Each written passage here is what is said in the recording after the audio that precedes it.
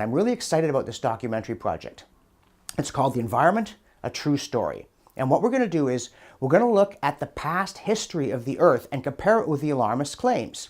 We're going to look at the past 12,000 years. We're going to look at the past 5 million years. We're going to look at the past 500 million years. And when we do that, three things are going to become obvious right away. First, global temperature and carbon dioxide just aren't related to one another. CO2 is not what Mark Morano calls the control knob on the Earth's thermostat. The second thing is that the Earth's climate has repeatedly changed dramatically. What's going on right now is by no means unprecedented. And the third thing is, of course, that man did not cause any of these changes, at least until the last 50 years. So it's very bad science to claim that the latest warming trend that's been going on since the end of the Little Ice Age in the Victorian period in the 19th century, that it's been going on steadily for more than 100 years. But 50 years ago, nature handed us the baton and said, okay, no more natural causes. Now you take over. Effect constant, cause changed. That is not science. The question, how do the alarmists deal with this, is an excellent one. What does Al Gore say about all this evidence? Or even Prince Charles, who on most things I respect a good deal more than I respect Al Gore. Well, the answer is very simple. They do not talk about it.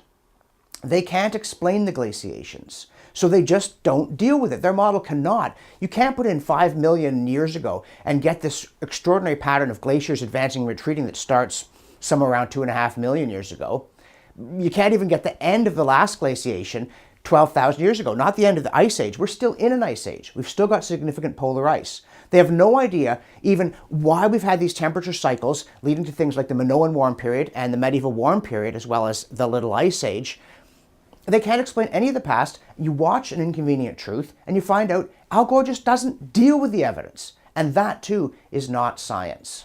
Now, a lot of people will have heard this claim that there's 97% of scientists agree that global warming is happening, that it's dangerous, and that man is causing it. Barack Obama even tweeted that. But it's not true. A number of people have looked into this claim, including the Friends of Science, and they have a neat little publication. It looks at the 4 papers that claim to come up with this figure. And just to give you one example of the horrendously shoddy methodology. The authors sent out surveys to over 10,000 scientists. Over 3,000 responded. From that 3,000, they selected 79, of whom 77 agreed and 2 didn't. And they said, look, 97%. And I hope that when people realize that that figure that is bandied about, used as a club rather than a torch, is to intimidate, not to illuminate, when they realize that that number is wrong, I hope they'll take another look at all kinds of other claims that the alarmists are making and not let themselves be intimidated by the bullying, by the sneering, by the labeling as deniers. Because in my view, the real deniers are the ones who deny the evidence. So yeah, the plan for the documentary is to look at the past history of the Earth.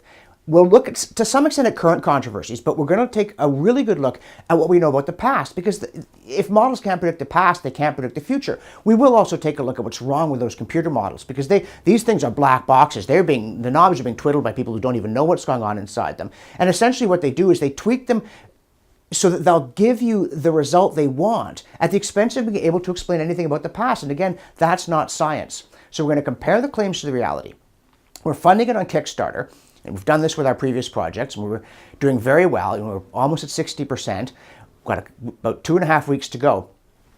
But the thing with Kickstarter is if you don't make it all the way to your target, you don't get any of the money, and the people who pledge aren't charged. So I really hope that the kind of people who enjoy the Rebel and support the Rebel will want to put a few dollars in. If you contribute as little as $1, we'll put your name in the credits unless you request anonymity, to stand up for sanity, for common sense, and for sound evidence on the question of climate change.